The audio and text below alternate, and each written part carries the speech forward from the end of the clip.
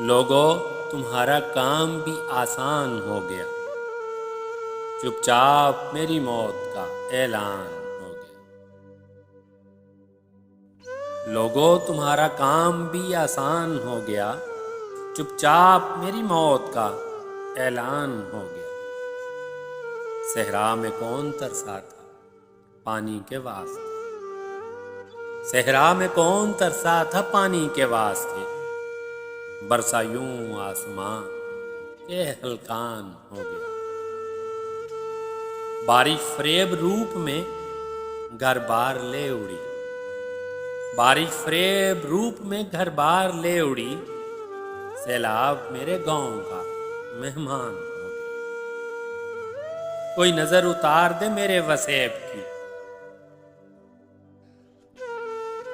कोई नजर उतार दे मेरे वसेब की। हंसता हुआ वसेब था वेरान हो गया। यानी कि मेरे जख्म का मरहम नहीं यहाँ। यानी कि मेरे जख्म का मरहम नहीं यहाँ। यानी कि मैं फजूल सा इंसान हो गया। मतलब कि मेरी मौत का कुछ सोग ही नहीं। मतलब कि मेरी मौत का कुछ सोग ही नहीं।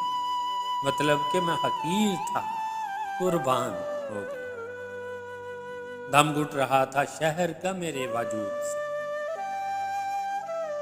यानी कि मेरी मौत से आसान हो। दम घुट रहा था शहर का मेरे वजूद से। यानी कि मेरी मौत से आसान